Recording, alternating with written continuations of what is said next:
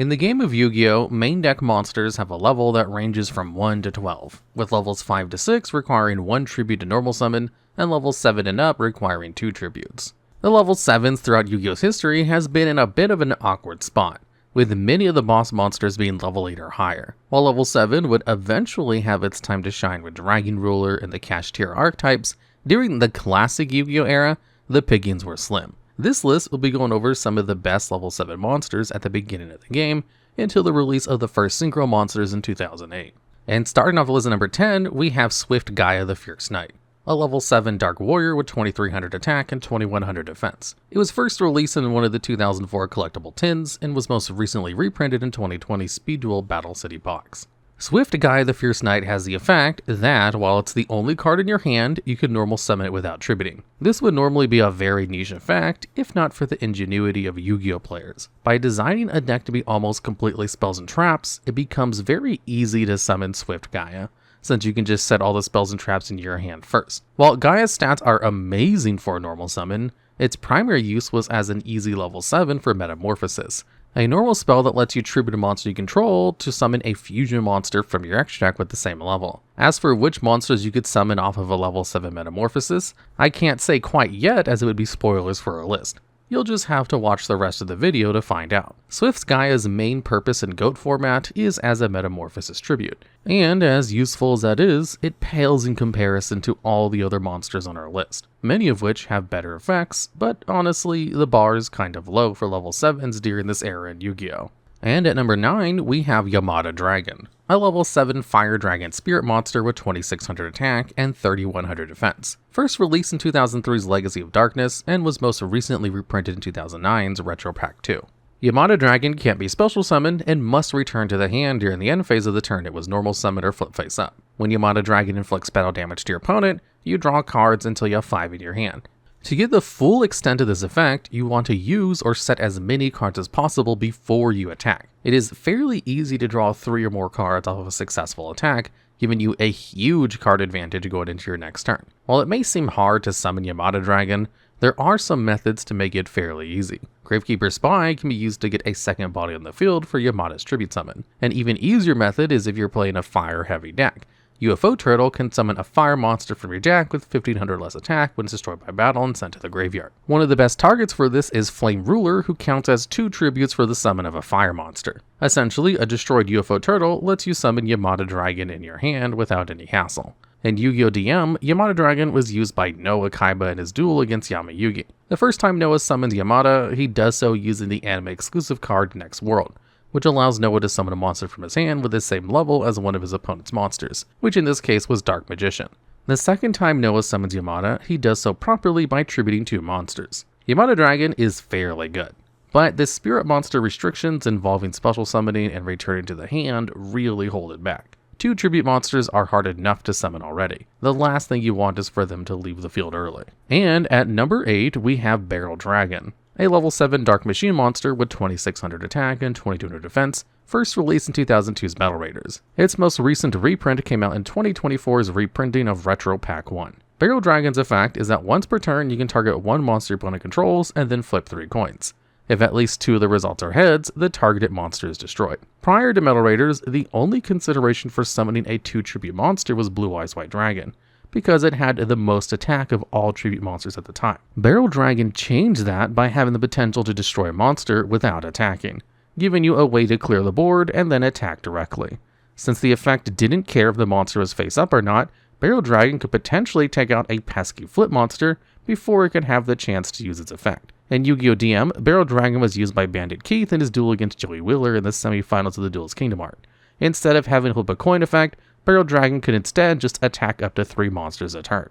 Levia-Dragon's time to shine was short, as it was quickly retrained into a 1 tribute monster in the form of Blowback Dragon in 2004's Ancient Sanctuary. However, this didn't stop Levia-Dragon from getting a top spot in 2007's Shonen Jump Orlando. It was played at 1 copy, alongside 2 copies of Blowback Dragon, in an Ancient Gear Chimera Tech OTK deck that won the tournament. And at number 7, we have Ultimate Insect Level 7, a winged insect with 2600 attack and 1200 defense, first released in 2005's The Lost Millennium. It received only one reprint in the next year in Dark Revelation Volume 3. Ultimate Insect Level 7's effect is that if it's special summoned by the effect of Ultimate Insect Level 5, while level 7 remains on the field, your opponent's monsters lose 700 attack and defense. For starters, let me explain how Ultimate Insect's level up mechanic works. All of the Ultimate Insects can send themselves to the graveyard during your standby phase to summon the next level higher from your hand or deck, as long as the Ultimate Insect was not summoned the turn you use this effect. As far as level up mechanics go, this is one of the easiest to fulfill. At first, it might seem a little difficult to keep the monsters alive long enough to get to level 7, but there was a decent amount of insect support to help this come to pass. Ultimate Insect Level 3 can be summoned from the deck by the effect of Flying Kamikura No. 1, or Howling Insect, with either of them being destroyed by battle, which, if it happens during your opponent's turn, will allow level 3 to special summon level 5 when it switches back to your turn. Another option available was Pinch Hopper, which has the effect of summoning an insect monster from your hand when it's sent from the field to the graveyard. If this is done on your opponent's turn and you summon Ultimate Insect Level 5 from your hand, Level 5 will let you properly summon Ultimate Insect Level 7 during the next turn. With 2600 attack and the effect of lowering your opponent's monster's attacks by 700, it will take a monster with at least 3300 attack to crash into level 7, making destroying level 7 with a card effect more practical. In competitive play, Ultimate Insect Level 7 had a top 8 placement in the 2005 Yu-Gi-Oh! Nationals Last Chance qualifiers. The deck utilized Sakuretsu Armor and Widespread Ruin to protect their Ultimate Insect monsters from attacks. It's a shame that Weevil Underwood never used Ultimate Insect Level 7. Maybe if he did, he would have won more matches.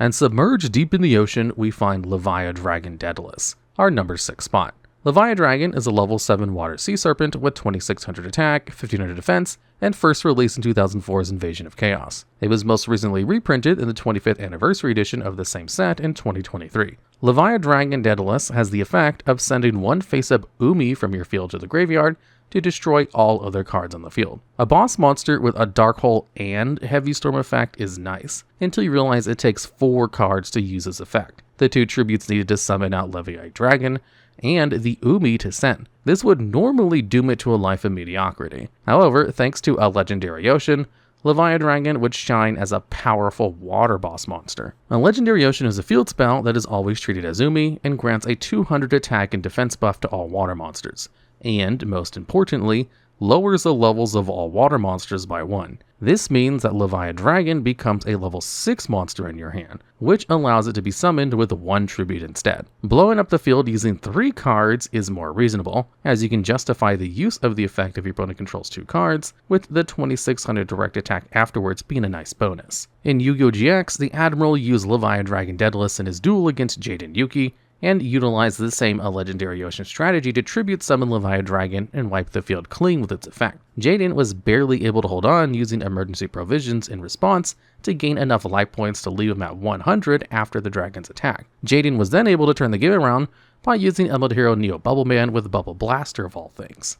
Daedalus is different from the other level 7s in our list, as its true power comes from its role playing as a level 6 instead. I think we found the pick-me level 7 of the group. Leaving behind the ocean for the forest, our number 5 spot goes to Green Baboon, Defender of the Forest, a level 7 Earth Beast with 2600 attack and 1800 defense. It was first released as a subscription bonus for Shonen Jump in 2007, got a mass market release in 2008's Dark Legend, and was most recently reprinted in 2020's Speed Duel Battle City box. Green Baboon's effect is that when a face-up beast is destroyed and sent to the grave, while Green Baboon is in your hand or grave, you can pay 1000 life points to special summon it. Green Baboon has an extremely easy summoning condition, and works particularly well with Giant Rat, the beast-type Earth attribute summoner. Giant Rat can be slammed into a stronger monster to search for an Earth monster you really want on the field.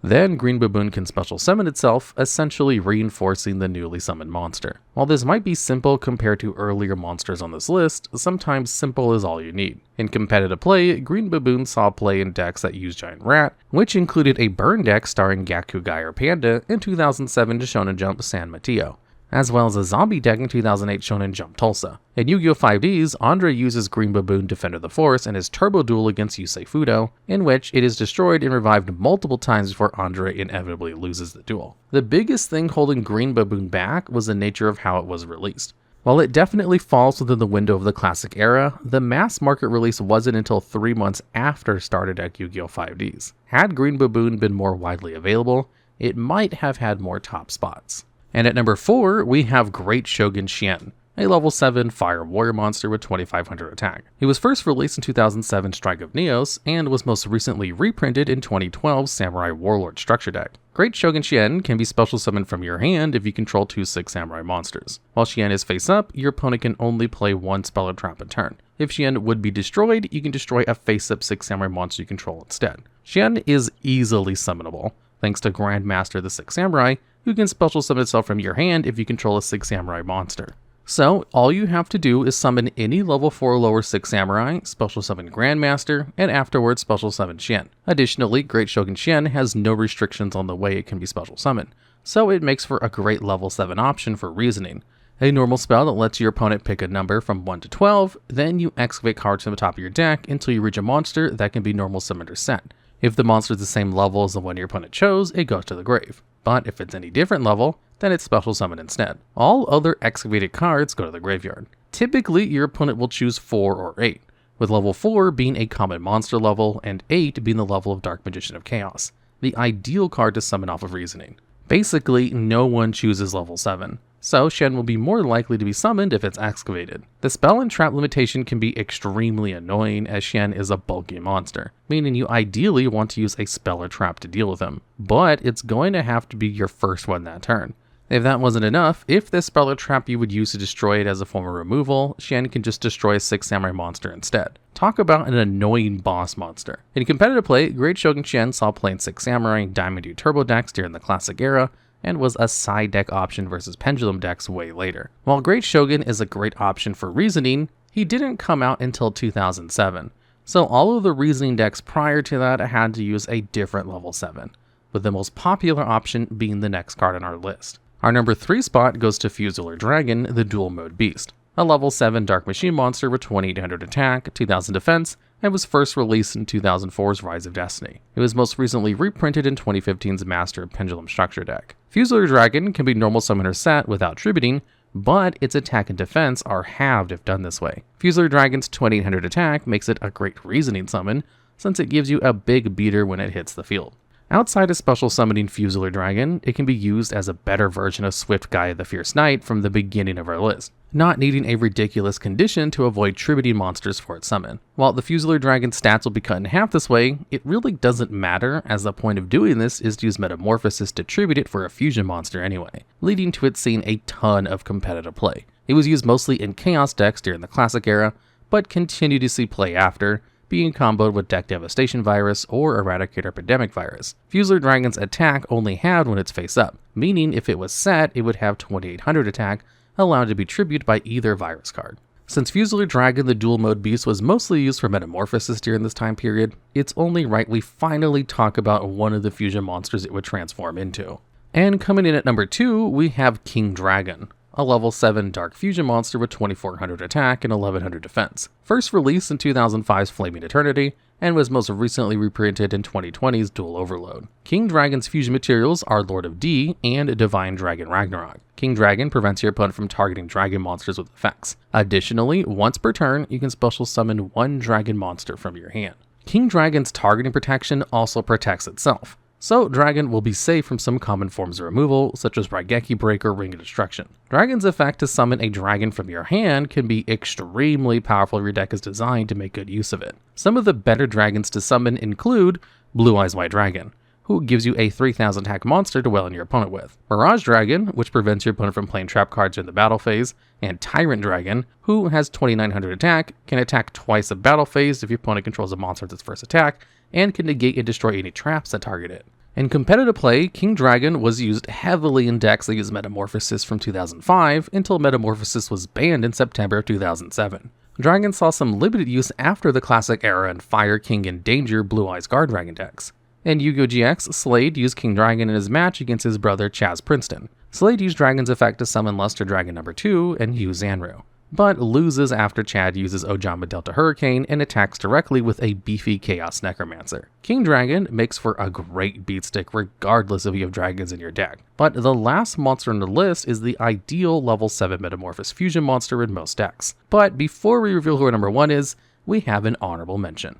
Buster Blader is our honorable mention on this list. He's a level 7 Earth Warrior monster with 2600 attack, 2300 defense, and was first released in 2002's Pharaoh Servant. Buster Blader gains 500 attack for each dragon monster your opponent controls, and for each dragon in their grave. Buster Blader has a decent amount of support in GOAT format. Skilled White Magician, who can gain a spell counter for each spell played with a maximum of 3, that can then be tributed with all 3 spell counters on it to special summon a Buster Blader from your hand deck or graveyard. Another card to help with the theme is Emblem of Dragon Destroyer, which adds a Buster Blader from deck or graveyard to your hand. One issue that Buster Blader has to deal with during this era of Yu-Gi-Oh! Is that most decks don't play dragon cards. One way to work around that is to use DNA Surgery to change all your opponent's monsters to dragon type. However, there is already a better deck that utilizes Cypher Soldier and DNA Surgery to change your opponent's monsters to warrior type instead.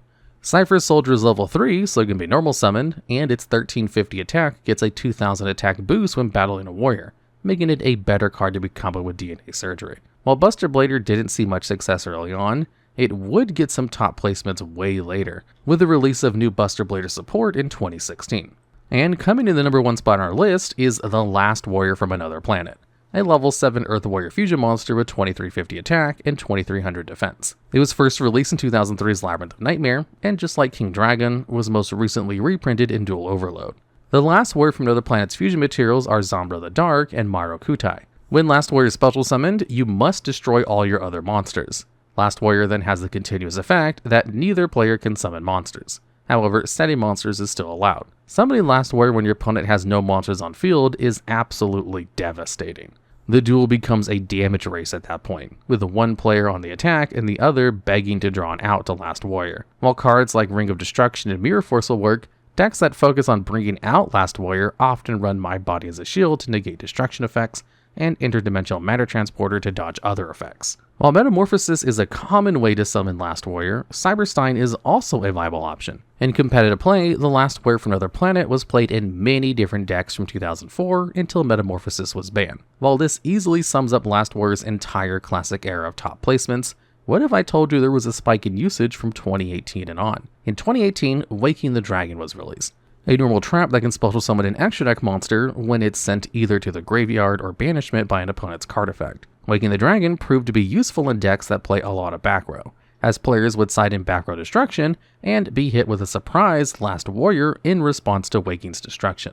Last Warrior's style Floodgate is honestly timeless, which is why it's no surprise he earns the top spot on our list. Alright, and that's all folks. If you felt a monster was robbed of its spot on this list, or have an idea of your own, please let us know down in the comments below.